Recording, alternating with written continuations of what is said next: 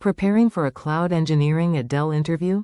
You've reached Candy Mentor, and this video is for you. We'll walk through 20 key questions you're likely to face. For each question you'll see a sample answer followed by the key points to cover. Subscribe, like, and share, and drop a topic request in the comments. Question 1. How would you design a secure, highly available hybrid cloud architecture for an enterprise customer? I approach cloud architecture by starting with business requirements, availability, latency, compliance, recovery objectives, and budget. I would separate workloads into stateless services, managed data stores, queues, and observability components. For Dell, I would also consider hybrid deployment, integrating public cloud services with on-premises infrastructure and Dell technologies. I would automate provisioning through infrastructure as code, secure identities centrally, and validate resilience using failure tests. The design should evolve through measurable operational feedback. While answering, focus on availability, latency, compliance, recovery objectives, network connectivity, identity federation, workload placement, observability, automation, and how Dell infrastructure or Apex services could integrate with public cloud resources. Question 2. How would you plan and execute a customer's migration from an on-premises data center to the cloud? I begin with discovery rather than immediately moving servers. I inventory applications, dependencies, data sensitivity, utilization, licensing, and recovery requirements. Then I classify workloads for rehosting, replatforming, refactoring, retiring, retaining, or replacing. I establish a secure landing zone, migrate a low-risk pilot, validate performance and controls, and use replication for data synchronization. Each wave needs an owner, rollback plan, acceptance criteria, and cost forecast. After cutover, I optimize resources and document operational ownership. Make sure to cover discovery, dependency mapping, workload classification, the 6 migration strategies, landing zone design, pilot migrations, data synchronization, security validation, rollback planning, stakeholder communication, and post-migration optimization. Question 3. What would you evaluate when choosing between virtual machines, containers, and serverless computing? The right choice depends on control requirements and workload behavior. I use virtual machines when operating system isolation, custom kernels, or legacy software matters. Containers suit portable, independently deployable services with consistent packaging, while serverless works well for event-driven, short-lived workloads where automatic scaling reduces operations. I compare startup latency, execution limits, networking, security, observability, and cost. Containers and serverless improve agility, but virtual machines may remain preferable for specialized or regulated workloads. In your answer, discuss workload duration, startup time, portability, isolation, operational overhead, scaling behavior, state management, networking, observability, compliance, and the trade-off between control and platform abstraction. Question 4. How would you design a production Kubernetes platform for multiple engineering teams? I would build the platform around clear tenancy and predictable operations. Namespaces, RBAC, quotas, and network policies isolate teams, while dedicated node pools handle specialized workloads. I would provide standardized Helm charts or operators, centralized secrets management, ingress controls, logging, metrics, and tracing. Horizontal and cluster autoscalers would respond to demand, and upgrades would use tested, staged rollouts. Persistent workloads require suitable storage classes and backup policies. The platform should offer guardrails without blocking developer velocity.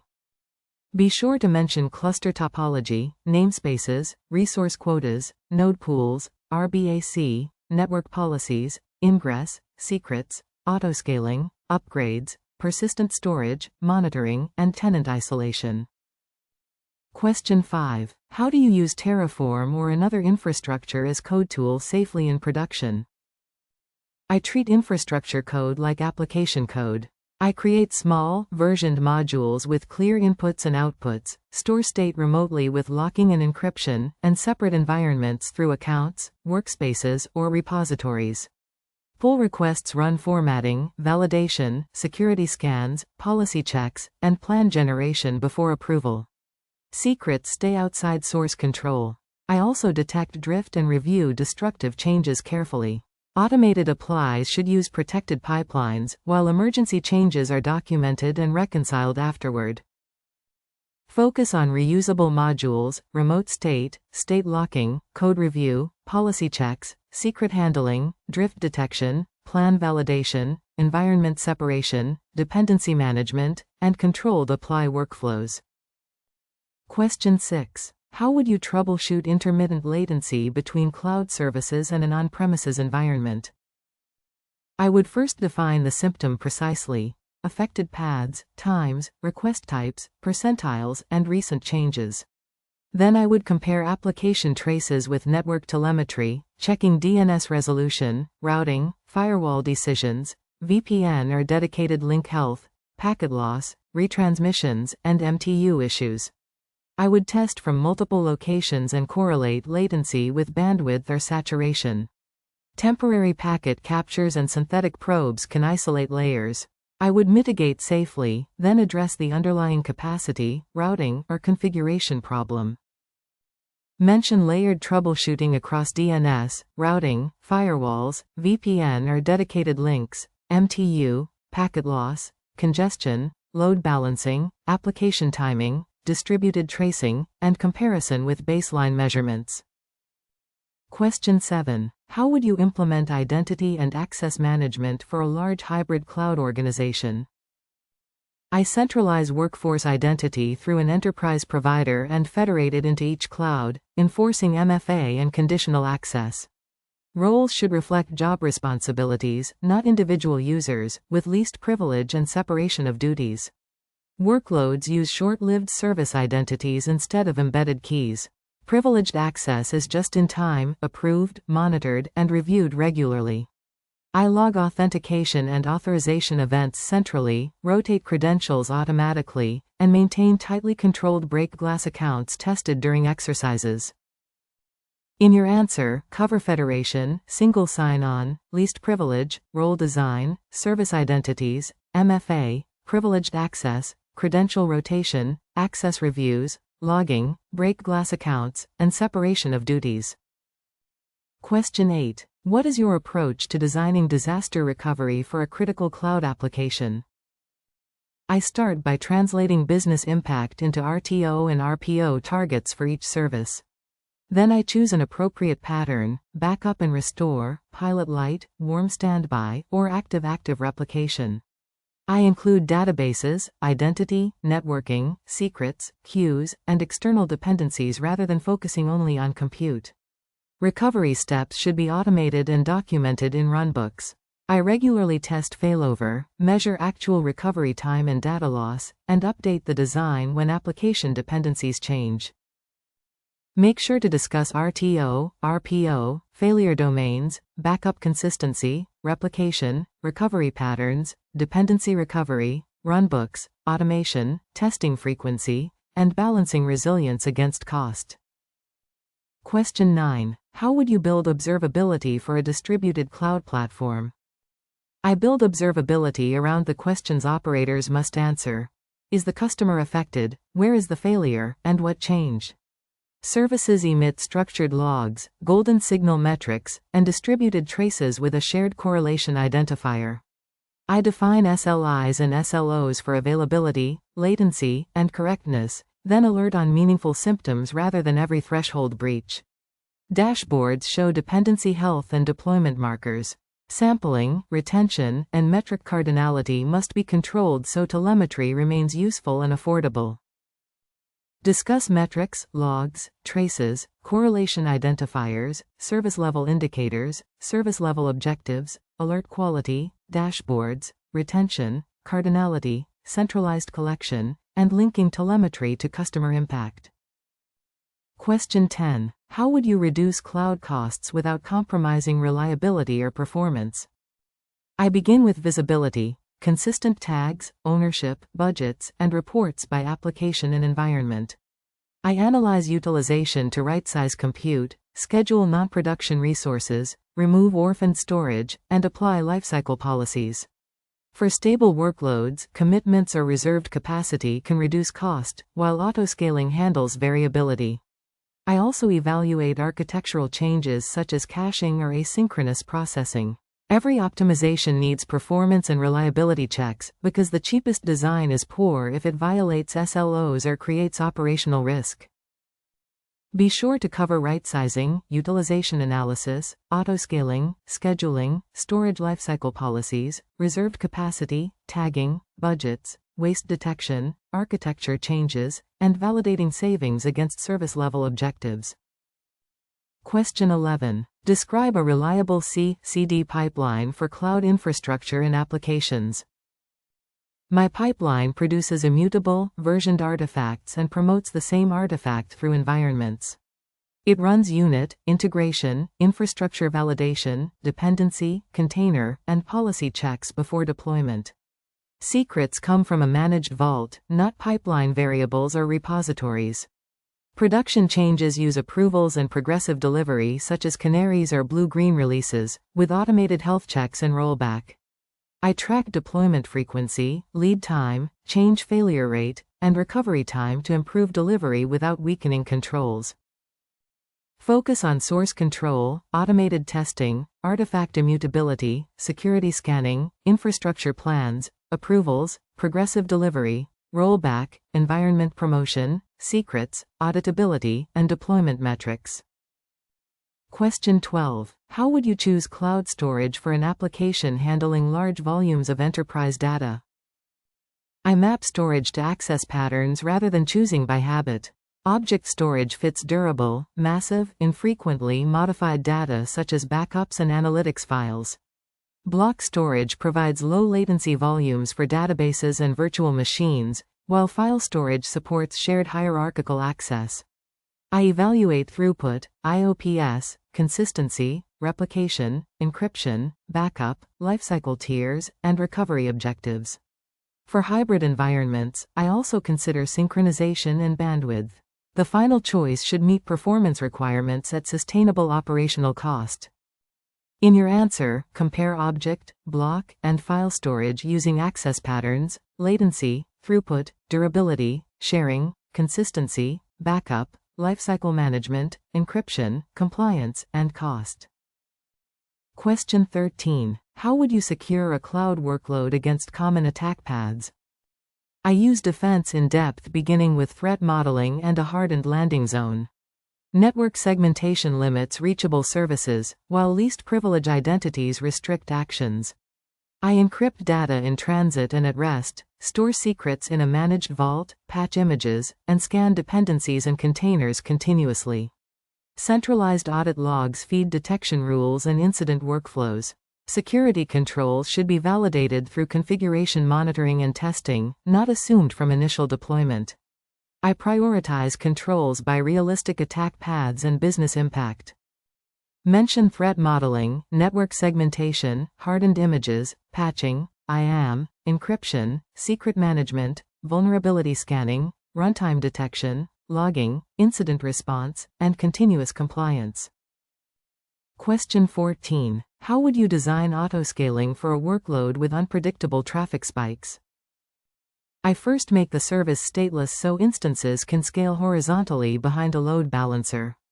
I scale on meaningful signals such as request rate, latency, concurrency, or queue depth, not CPU alone. Policies need minimum capacity, maximum limits, cooldowns, and warm capacity for sudden bursts. I separately protect databases with connection pooling, caching, and rate limits because compute scaling can overwhelm dependencies. Load tests validate behavior, and dashboards confirm that scaling improves user-facing latency rather than creating oscillation.